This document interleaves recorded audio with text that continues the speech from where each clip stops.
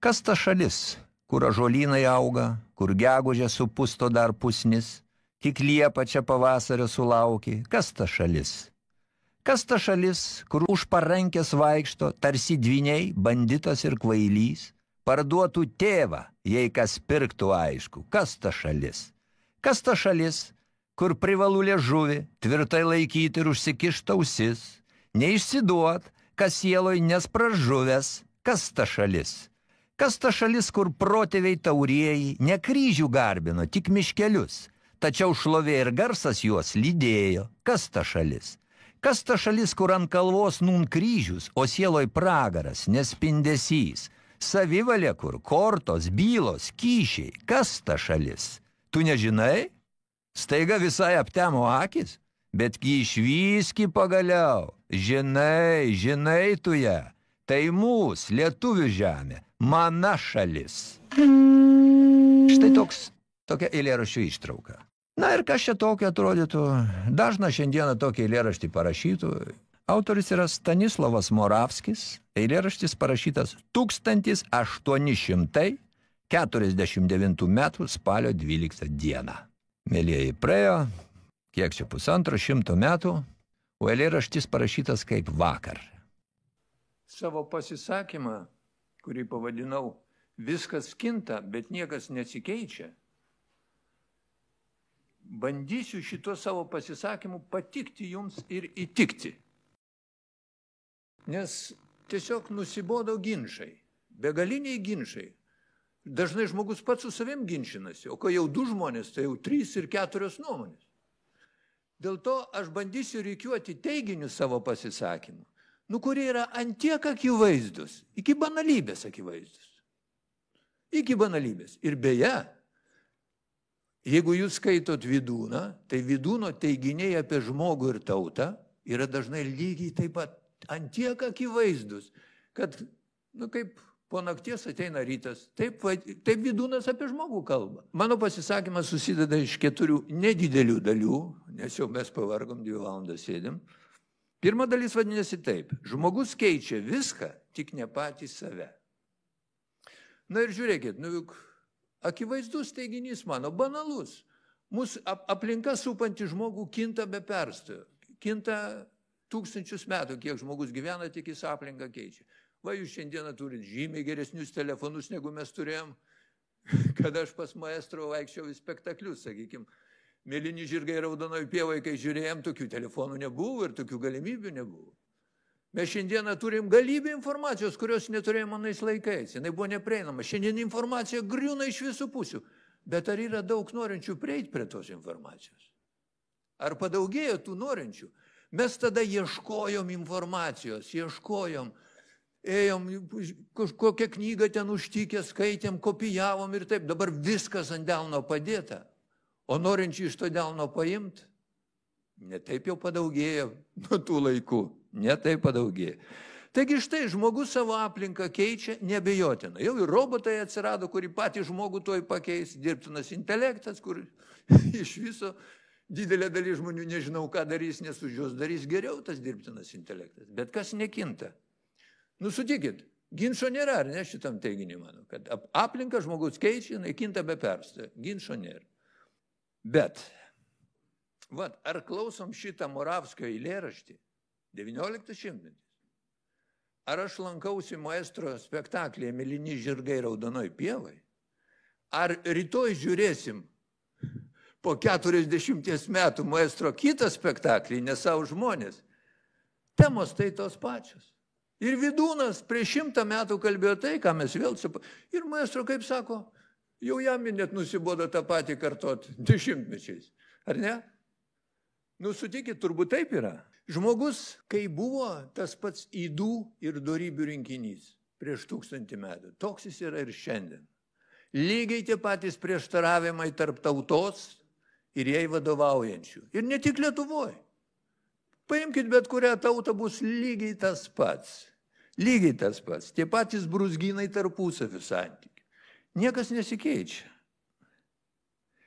Ir čia yra toks sakinys peršasi, kad viskas jau buvo, bet matyti ir ne kartą dar bus taip pat. Ir natūraliai kyla klausimas, kodėlgi šitaip? Nes aimanuoti dėl to, kas kartojasi dešimtmečiais, iš tikrųjų nuobodu. Kiek galima. Dėl to bandysiu žengti žingsnį į priekį, bandydamas atsakyti, kodėl taip yra. Antra dalis mano pasisakymo. Pavadinau taip, mes tokie ir kitokiais nebūsim. Nebūsim.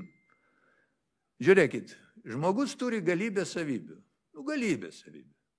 Aš išskirsiu tik porą trejetą tų, kurios veikia visuomenę, tautą, kur įtakoja kiekvieną iš mūsų gyvenimą. Žiūrėkit, yra sakoma, mes esam homo sapiens. Sapiens gal ir sapiens, bet aš pasakyčiau kitas teiginį, irgi lotiniškai. Homo affectum. Affectum reiškia jausmas.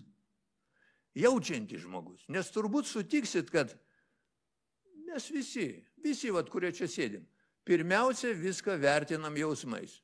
Aš atėjau čia prie šitos tribūnos, tie, kurie mane pirmą kartą matot, aš dar nei žodžio nepasakiau, bet jūs jau nuomonę apie mane turit. Taip juk yra. Arba galiu pasakyti pavyzdį, gal ir jūs susidūrėt su to pačiu. Matau, išlipa iš mašinos žmogus. Žinau, kad aš jį kažkada pažinojau.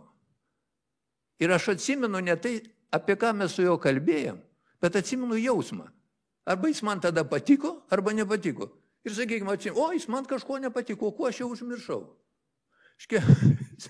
Intelektas jau užmiršo, kodėl tas žmogus nepatiko. O emocija jinai gyvena. Tai yra fundamentali savybė žmogaus, kuri daro įtaką po to visiems jo sprendimams. Jausmas eina visada prieki proto. Antra savybė, kuri įtakoja ir mūsų, ir visuomenės gyvenimą. Tai angliškai tai vadinasi wishful thinking. Tai yra oficialus terminas. Tai reiškia, kai žmogus žiūri į pasaulį per prizmę to, kaip jis norėtų, kad būtų. Ir vėlgi, aš į save įsiklausau. Tikiuosi, kad ir jūs mane suprasit. Kaip sakiau, noriu jums įtikti, kalbu tik akivaizdžius dalykus. Mes visi žiūrim į viską per šitą prizmę. Aš noriu, kad būtų taip. Ir jau tik paskui įsijungia, kiek yra sugebėjimų suvokti, ar taip gali būti, ar negali būti. Jau čia visai kitas slengstis įvykių.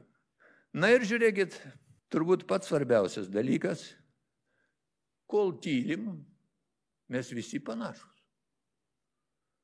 Atstovi būri žmonių tyli, visi panašus. Kai tik pradės kalbėti, pasirodys, kad jie tokie skirtingi, kaip dangus ir žemė. O kol tyli panašus. Ką tai reiškia? Dėl to, kad kiekvieno iš mūsų galvoje susiformuoja pasaulio vaizdas. Jis yra unikalus kiekvienam žmogui. Ir žmogus su tuo pasaulio vaizdu ir eina per gyvenimą. Kaip dabar tas pasaulio vaizdas jam formuojasi? Pirmiausia, aplinka. Aišku, tėvai, draugai, knygos, visa kita. Antra sudėdamoji žiniasklaida. Ypatingai šiais laikais. Ir kas, tie, kurie ilgiau gyvena šitam pasaulyje, dar atsimena tuos pačius šiandieninius žiniasklaidos šmėžuojančius asmenys, kurie kalbėjo visiškai ką kitą. Jaunimas tai šito negali suprasti, neturi su kuo palyginti, o tie, kurie ilgiau, aš matau, čia tokių yra. Aš pavardžių neminiu, aš sakau, nenoriu nieko užgauti.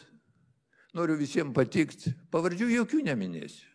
Bet jūs kiekvienas iš ilgiau gyvenančių žemėje, kiekvieną dieną matote žmonės žiniasklaidos priemonėse, kurie šiandien kalba priešingus dalykus, negu kalbėjo prieš keletą ar keliasdešimt metų. Dabar dar tas pasaulio vaizdas, kuo svarbus. Žmogus laikosi įsikibęs į tą savo pasaulio vaizdą, kaip į gelbėjimosi ratą gyvenimo bangose.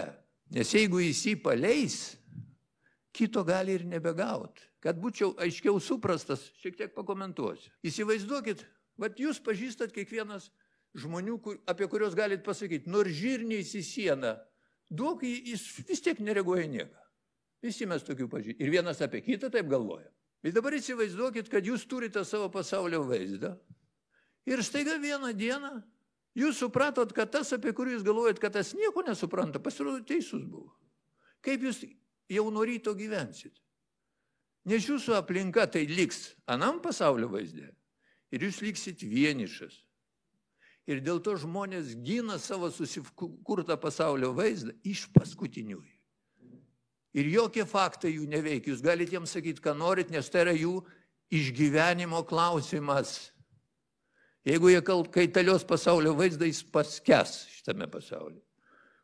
Dėl to taip ir laikosi įsikibę. Dabar žiūrėkit, nepaminėjau dar prieš to pasaulio vaizdo formavimosi pačio svarbiausio dėmens.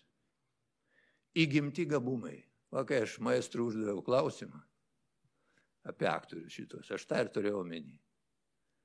Yra įgimti gabumai ir čia prasideda visos bėdos žmogaus. Ką aš turiu omeny? Na, žiūrėkit, ką žmogus beveiktų, ar virtų barščius, ar grotų gitaromis, ar statytų spektaklius, visada vienas tai daro geriau, kiti blogiau. Ir dažnai, sakykime, muzikos tarpe, vienas taip groja, kas yra kitiem nepasiekiama. Nepasiekiama. Vat aš tą turiu omeny. Yra aktoriams, kurie irgi turi Dievo dovaną tiek didelę, kuriem nereikia nei konservatorijoje mokytis, nieko jam nereikia. O kitam tai yra nepasiekiamas reikalas. Kodėl aš apie tai kalbu?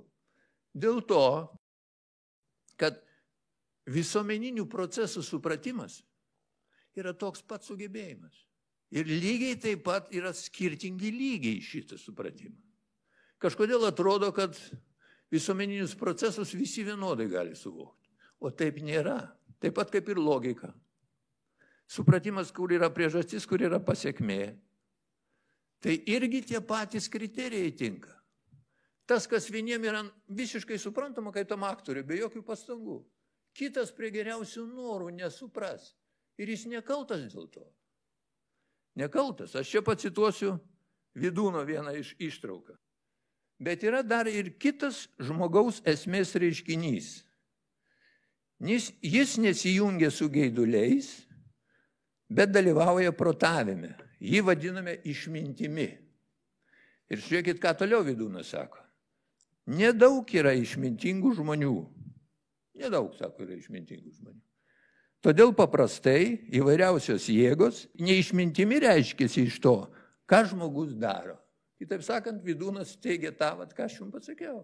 Yra vidutiniai gabumai, yra išskirtiniai gabumai.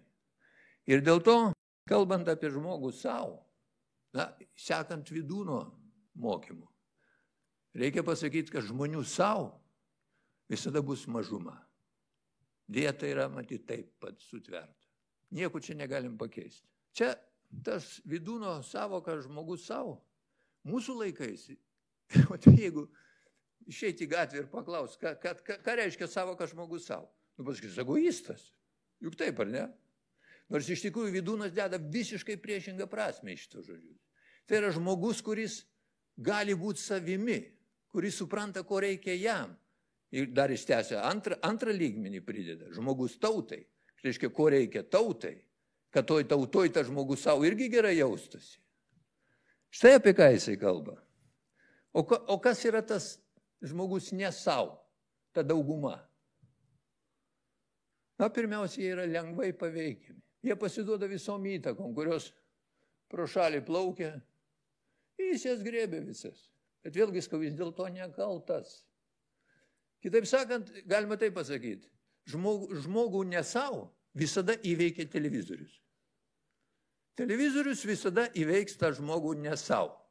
Jis paims viską, ką iš tenais jam siūlo. Ir aš jau kuris laikas, stebėdamas, kas darosi pasaulyje, savo keliu klausimą.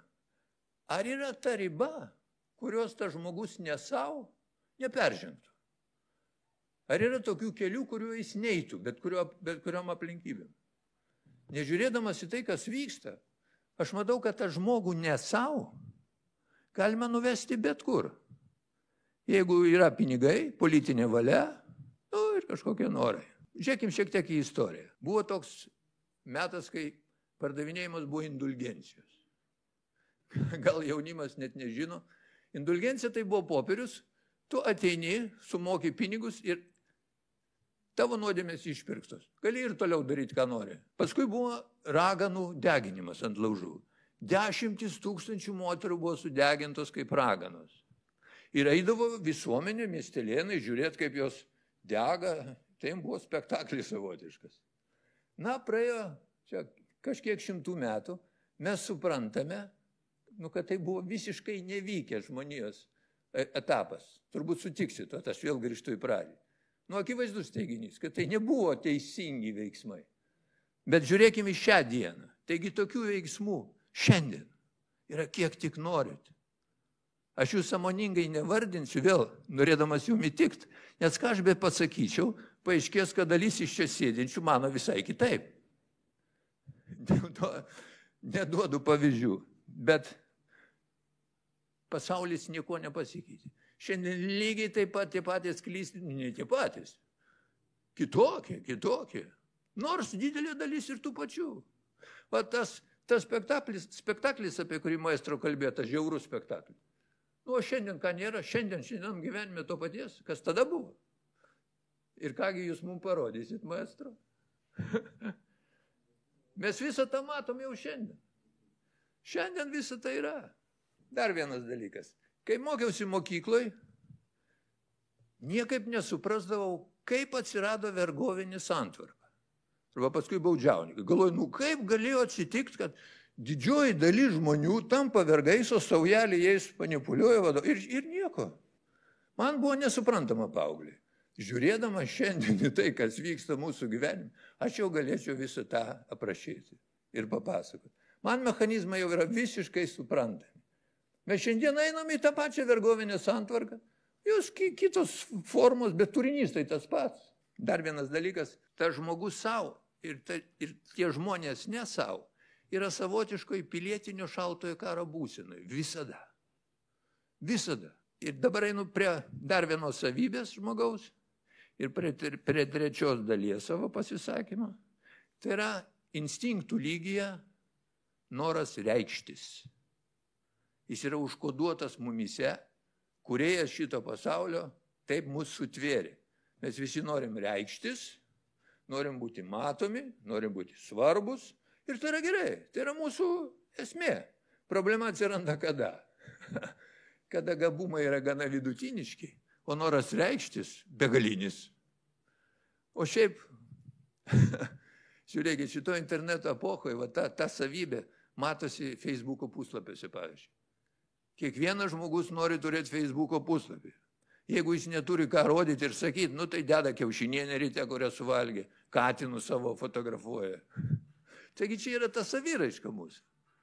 Ir kiekvienas reiškiasi pagal tai, kiek gali, kokie tie gabumai. Kas turi didesnius gabumus, reiškiasi stambiau. Kuris mažesnius katinus savo fotografuoja. Viskas būtų savo vietoj, bet trečia dalis. Nepergyvenkit, blogiausia tikrai išsirinksim. Kaip suprantat, bus kalba apie tai, kaip visos šitos savybės atveda prie tos situacijos, kai tauta nepatenkinta valdžia, ne tik lietuvių, visur. Ir amžinos tos problemas, apie kurias maestro kalba. Na, žiūrėkit, reikštis erdvių yra begalė žmogui. Sportas, menas, nežinau, ten kelionės, šeima, begalybė. Bet yra viena specifinė erdvė, itin saldi viršininkavimo erdvė, kur galima reikštis kaip viršininkui. O jeigu čia yra Seimas, ponas Kepenis tą gerai žino, matydamas kasdieną visą šitos dalykus. Jeigu tai yra vyriausybė, jau prezidentūra, tai yra maksimali svarba, maksimali įtaka. Ten veržiasi visi. Dabar kaip jie tampa taisyti, kaip mes sakome apie valdžią. Valdžia. Jie. O kas yra tie jie? Tie jie yra visada iš mūsų atėję. Šiandieniniai tie jie yra vakarykščiai mes. Mes juos iškeliam. Mes. Ir niekas kitas. Niekasgi ten iš dangaus nenuleidžia mum jų. Bet kur atsiranda problema? Kad mes ar tikrai mokam rinktis? Pažiūrėkit, kaip mes renkamės. Kadangi mes esam tie homo jausminiai, ar ne, tai mes ir renkamės per šitą prizmę. Pirmiausia, patinka arba nepatinka. Retasgi kas klauso, ką ten tas kalba. Jeigu man žmogus patinka, tai aš beveik neklausau, ką jis kalba. Ir yra kitas reiškinys. Žmogus kalba teisingai, bet man jis nepatinka kaip žmogus. Ir už kągi dabar balsuoti? Ar už savo jausmą, ar už protą? Vis tik dažniausiai balsuoju už jausmą. Ir tada ateina, tokie, kokie ateina. Kitas toks rinkimuose irgi, sudėdamųjų dalių viena iš rinkimuose, tikėjimas, tas wishful thinking. Žmogus įžiūri kažkokiame kandidate kažką, kiti visiškai to nemato, jis mato, jis tiki ir viskas. Tu daryk jam, ką nori. Na ir aišku, mes renkamės pagal šitą savo pasaulio vaizdą. Mūsų galvoje yra mūsų pasaulio vaizdas ir mes renkamės už tą, kuris atitinka tą mūsų pasaulio vaizdą. Ir dėl to, kai sako, kad demokratija yra geriausias apskritai valdžios formavimo būdas, lyg ir taip. Bet žiūrėkit, ar galima vadinti demokratiją tokį reiškinį, kuriame iš ko rinktis yra, visada yra iš ko rinktis.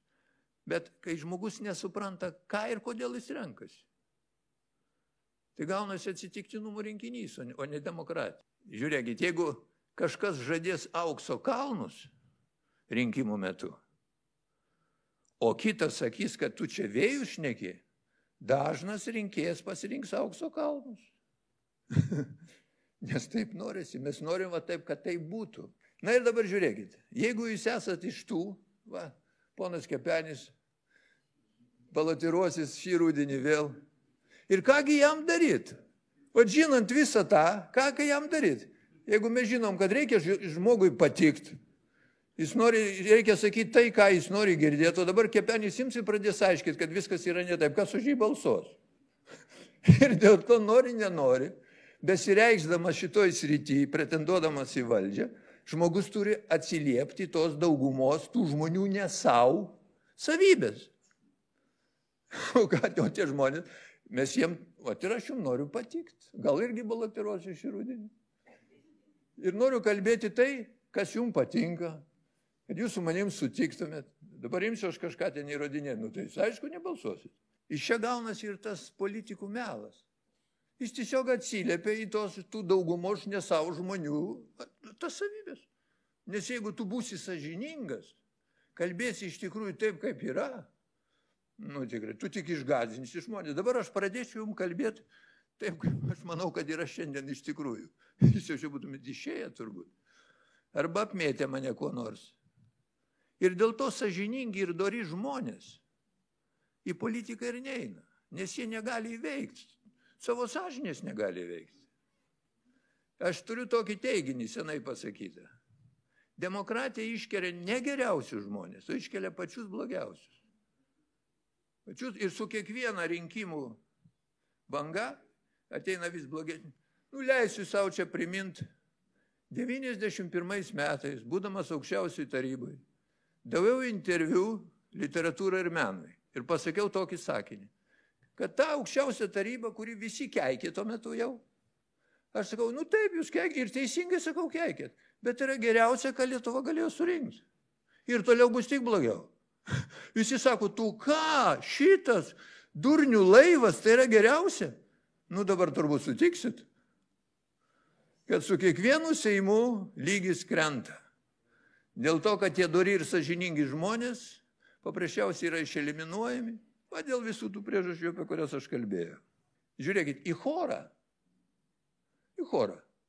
Juk choro vadovas neprims kiekvieno. Jis tikrins klausą, ritmo pojūtį, ar ne? O į valdžią visi, kurie nori, visi ten eina, maivasi plunksnas kedena ir tos nesau žmonės nesunkiai patikdami jiems apgauna savotiškais ir paskui sprendžia mūsų likimą. Prantat? Ir kitai būti negali. Ir paskui stebėmės, kad niekas nesikeičia. Ir negali keistis, nes žmogus nesikeičia. Na ir aišku, pabaigai 4. dalis. Ką daryti, kyla klausimas. Amžinas klausimas. Ką daryti? Aš pavadinau taip. Kaip pasiekti tai, kas yra neįmanoma.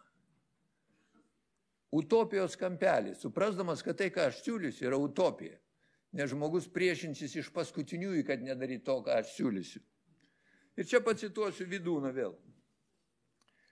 Mums turėtų rūpėti, kad į vyriausybę įeitų tik tai gabūs ir dori žmonės. Tik tai kaip surasime dalyką sugebantį dorą žmogų, klausė Vydūnas. Ir pats atsako, iš to, kad žmonės kalba apie šalies tvarkymą, matyti, kaip jie supranta. Lyg ir teisingi sakiniai. Bet jeigu prisiminsit, nuo ko aš pradėjau, kad žmonių pasaulio vaizdas yra antiek skirtingas kaip dangus ir žemė, tai kiekvienas vertindamas va tuos pretendentus matys skirtingai, jų galimybės ir taip toliau. Na, aišku, dabar yra internetas. Galima pažiūrėti, kas ką kalbėjo prieš 10 metų, prieš 20 metų. Pažiūrėti, kurie iš pretendentų mažiau klydo, ar ne? Bet vėl tas pats atsiduriam. Žmonės tai skirtingi, kurie klausys tai. Ir jeigu jie prieš 10 metų nesuprato kažko ir dabar nesupras. Ir tu jiems sakai, taigi, va, žiūrėk, jis buvo teisus. Ne, jis vis tiek ras argumentų, nes jis įsikibęs į savo pasaulio vaizdą. Jis negali jo paleisti, jis pražus. Ir dėl to jo neveiks tie argumentai, kad jis prieš 10 metų buvo teisus. Na, yra dar dažnai sakomas toks teiginys, kad reikia įvesti privalomą balsavimą. Ir tada viskas įsispręs. Pagalvokim kartu. Juk tie, kurie šiandien neatėjo į vienus ar kitus rinkimus, negi jūs manot, kad atėjo, tie neatėjusiai, nubalsuos taip, kaip jums reikia? Jie nubalsuos irgi skirtingai, rezultatas greičiausiai bus toks pat. Ir dabar dar peršasi viena mintis. Kas yra sąžiningesnis rinkėjas? Ne tik savo, bet ir pirmiausia mūsų atžvilgių. Ar tas, kuris sako, aš neisiu rinkimus, nes aš nieko nesuprantu, nežinau, už ką balsuoti, geriau aš pasidėsiu namuose.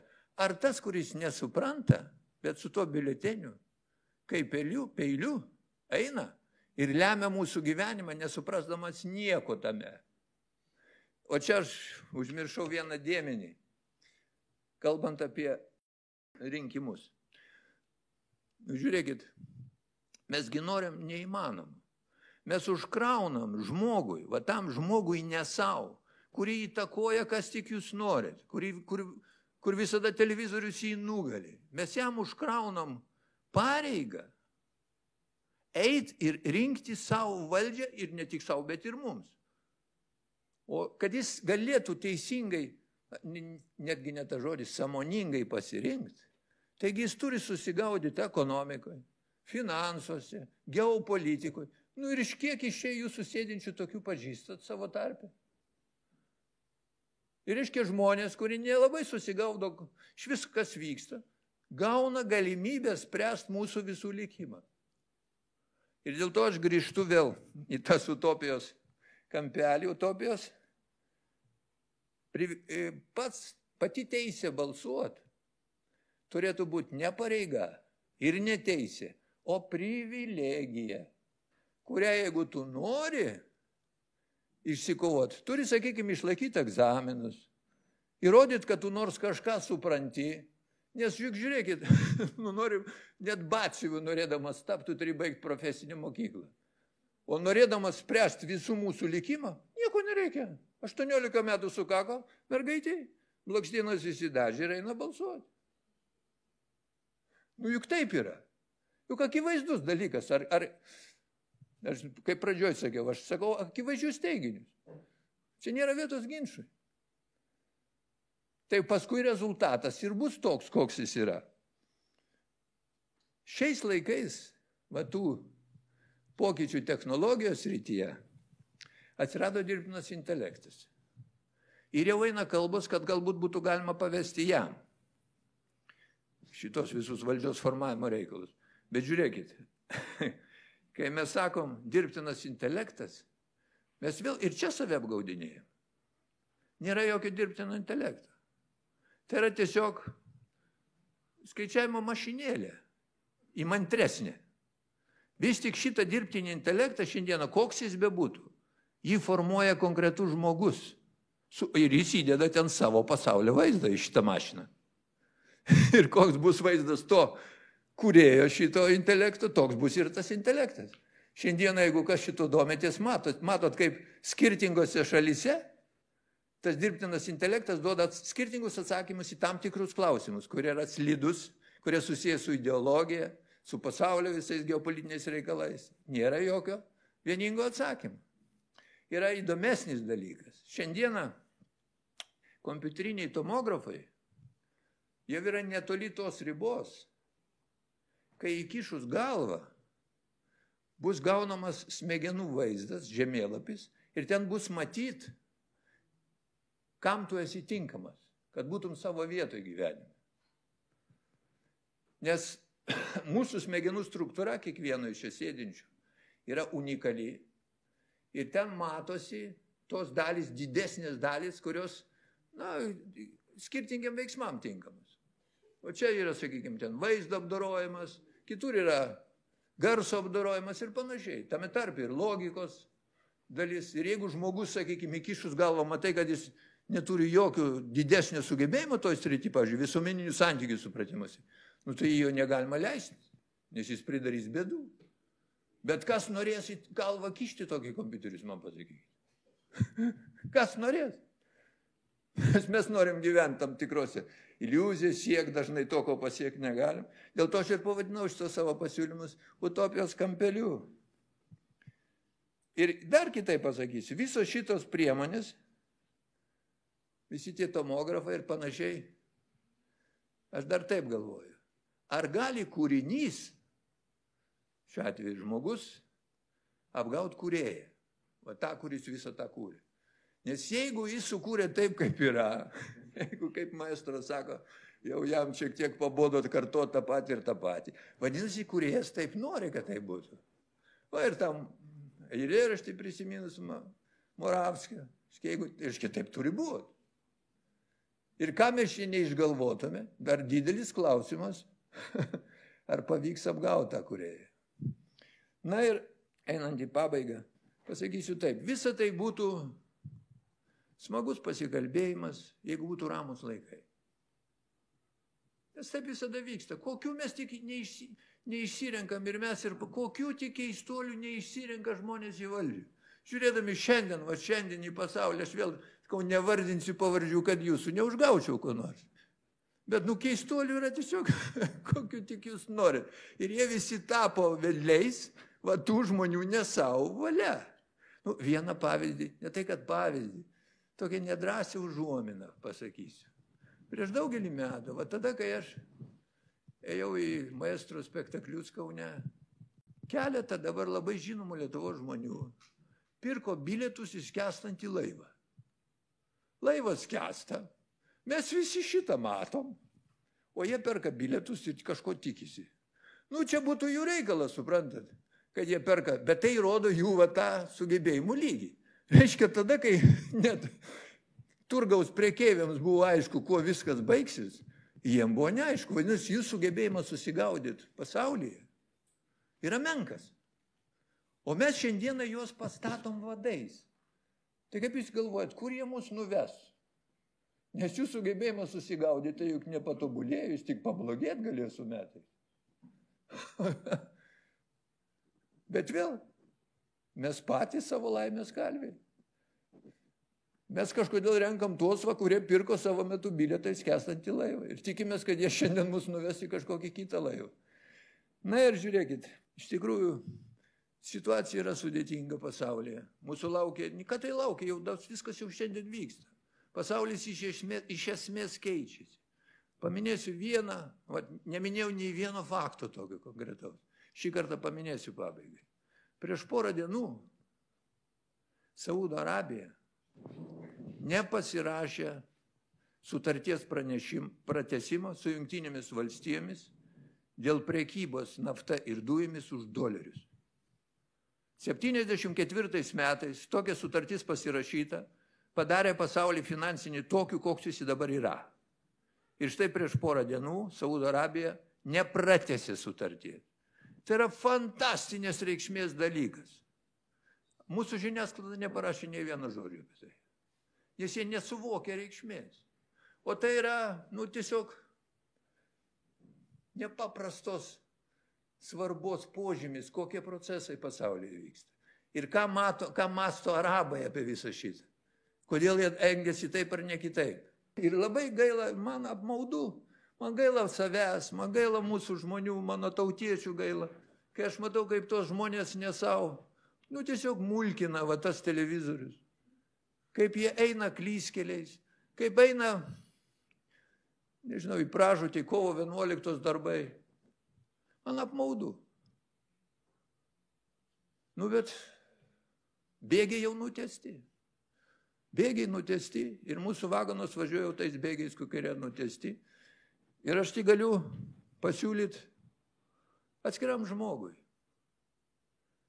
kurį aš pats savo taikau. Ir kai kartais manęs klausia draugai, pažįstami, ką daryti, kaip elgtis.